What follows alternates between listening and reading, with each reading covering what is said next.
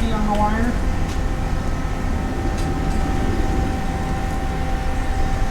Oh man, that's why. That sucks. Somehow the knob got rolled over when I was pushing it around. That's okay though. We were almost a full number too fast on the wire speed.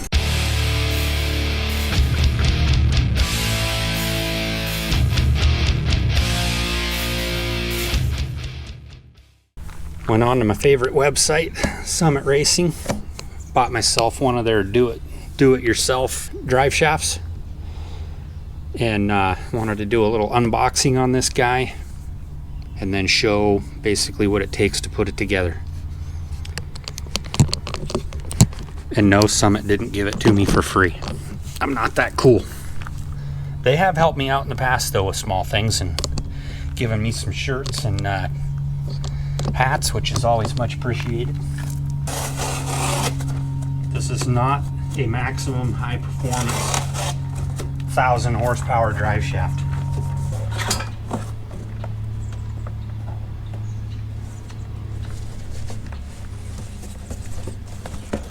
Alright.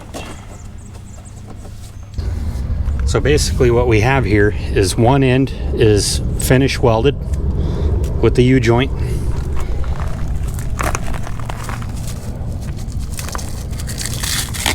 This end, the tube is just cut. And we can shorten this or set our length. Oh, I see what they did. The yoke is jammed in the end of the tube. I'm a ding dong. Don't pay attention to me. Several hours later. Okay, that's what makes the magic happen right there.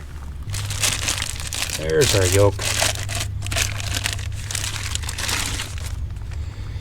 Without this piece, there's no point in boosting any more cars. So far, I don't see any damage in the tube. So this is the OE Ford 1310 drive shaft flange. We are going to be putting on, actually, I think we're going to put the yoke on that end. I want to try and get this drive shaft done and then get it trued up, weld it myself, and then I'm going to try driving it and see if it vibrates.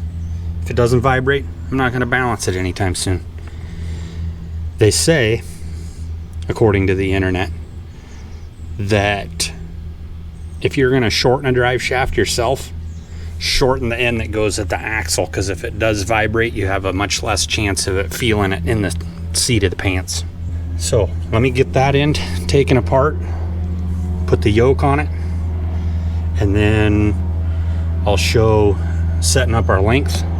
Where I left off in the last clip is I did not know that Ford Rangers use a 1330 U-joint and not a 1310. Not a big deal. I ended up buying a Spicer conversion U-joint that is 1330 this way and 1310 this way. That'll mate up with our drive shaft.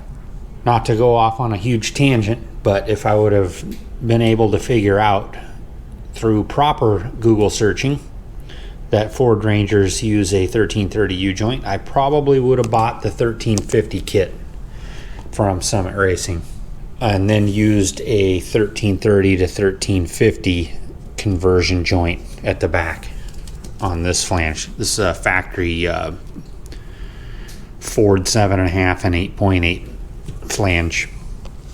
Enough of all that. Regardless, we're going to make the 1310 kit work for now. So what I ended up doing to set my length was plug the yoke after I installed it on the pre-installed U-joint at that end. Plug the yoke into the back of the transmission. I set the drive shaft tube in place up in the truck and then bolted this to the pinion flange. So to figure out the length, I bolted this directly to the pinion flange, and then I put the cross,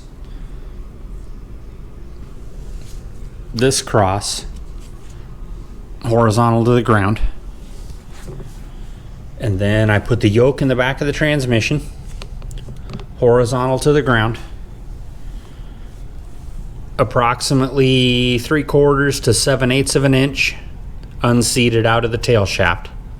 So basically, as you see it, I plugged it into the back of the transmission to where this is in the tail shaft, this is exposed, if that makes sense. Then I measured center of the cap to center of this cap to establish the tube length with this yoke where it would be pressed into the tube. Once I figured out that math, I came out with the tube length. I don't even remember what it was, and I don't want to give anybody a number. You need to figure it out for yourself, because if I give you a number and it's wrong, I'll never hear the end of it. Regardless, this drive shaft is approximately 1.5 inches to 2 inches longer than the factory shaft, so that's why you can't use a factory drive shaft. Once I established the length the tube needed to be, I then cut the tube using a hose clamp as a guide, and then I used my DeWalt angle grinder with a cutoff disc and just let the cutoff disc walk past the hose clamp, trying to cut the tube as square as possible. There's a little bit of leeway to this because this is an interference fit into the tube, so you're going to be squaring up the yoke to the tube regardless to how your cut line is on the tube. In other words, don't expect to just take the yoke and pound it into the back of the tube and have it be perfect. It just doesn't work that way. The next step, and it's probably the most crucial step to building a drive shaft, is to make sure that this yoke is perfectly in line with this yoke, center to center. I don't know if it's going to show in the camera, but there is some lines on the tube right here. These are just lines from how the tube was made. It doesn't have anything to do with how the kit is made, that I was able to use as a reference that I trusted from one side to the other. This Sharpie mark right here is the center line of these lines. It's better seen out in the sun. But anyways, what I noticed is that with this line right here, we were approximately 1/4 inch off center. So then I came down here and I made that 1/4 inch to the center line of this yoke. Once I had that dimension, I was able to tap the yoke into the tube, and it is an interference fit. You're going to have to beat this into the tube. Be very careful beating on this. Don't just pound on the end of the ears. What I ended up using was a piece of wood at first, and then the piece of wood wasn't strong enough, so I ended up switching over to a brass drift here, and I just slowly tap the thing in. I did not pound it in until it was all the way up against the tube. I want a gap in here both for weld penetration and also for a little bit of wiggle room. We are to the point right now where I'm going to assemble this joint into the yoke. I'm going to bolt it into the truck as it would be finished installed. And then what we're going to do is a run out check on the tube and the yoke by spinning the axle. And when we get this run out as minimal as possible, we will then tack weld the tube to the yoke under the truck carefully.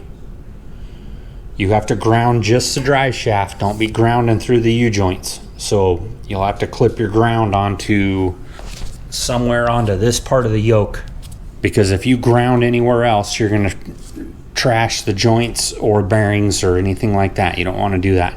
Once this is tacked, I'm going to do 4 points of tack weld, recheck the run out, make sure it didn't move, because welding does funny things. Once I establish the run out is as good as it can possibly be, take the shaft back out of the truck. We'll finish weld this yoke onto the tube, and then if we're happy with it, put this all back together, and then we'll be ready to run it. So I temporarily got the drive shaft bolted back in. I did end up having to take this yoke back out of the tube. I was off just a little bit more than I wanted to be on the center line of the yokes. So I ended up doing the garage floor trick where you set the drive shaft flat on a flat concrete and put this face of the yoke so it's lined up with this face and doesn't rock on the floor. Got this baby within a few thousandths now using the floor micrometer. That's how much slip yoke we have, right around 7/8 of an inch or so. I wouldn't want it any more than that because these yokes aren't very long. We verified the run out with the ghetto run out gauge because I don't have a dial indicator here, but I can kind of show you basically what we did is, since this thing has an open differential currently, we just have one wheel jacked up, the other wheel's still on the ground, and then Isaac is turning the wheel, the right rear wheel, and I'm literally just holding this piece of steel on a cross member on the bed floor, and then we rolled the thing through. And not only did I kind of verify the run out by eye, I also verified the run out by just letting this piece of tubing drag on the pipe, and I'd be willing to guess that it's less than 10 thousandths. That was without having to do any tapping to try and get the run out better. That literally is just where it landed after pressing the yoke back into the tube. This yoke is incredibly tight in this tube. But anyways, we're happy with it. I think it's gonna work good. So we're gonna take it back out and I'm gonna finish welding it on the little Harbor Freight welding table. We're all geared up to weld this thing. I've got it nestled in a 3-inch piece of C-channel so that it will spin in one spot. And yeah, I think we're ready. And no, this is not how professionals build drive shafts. This is how backyard guys build drive shafts, or front yard in this case. Okay, you ready?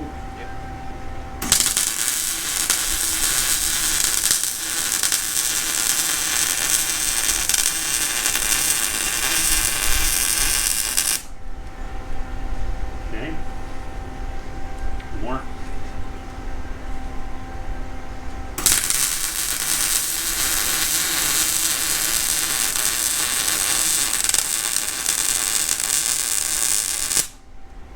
Okay.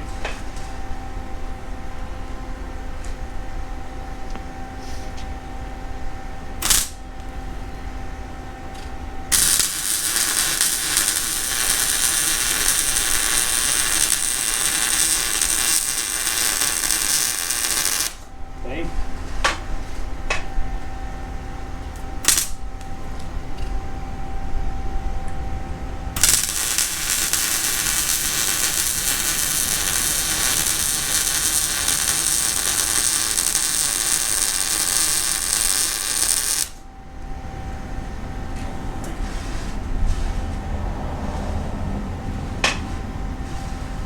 A little heavy on the wire.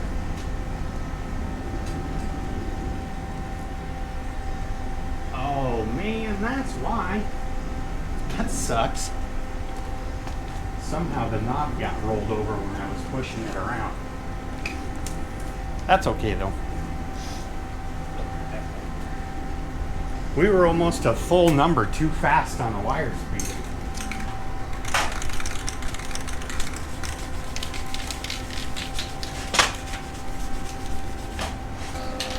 So that was kind of a little baby epic fail on my part, but we're gonna give her a try.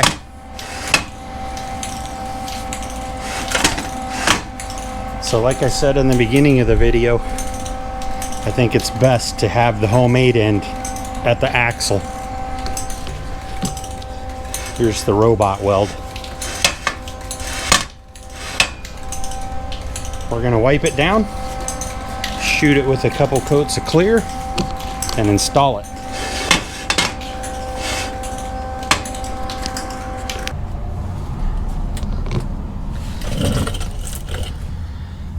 Well, that's it.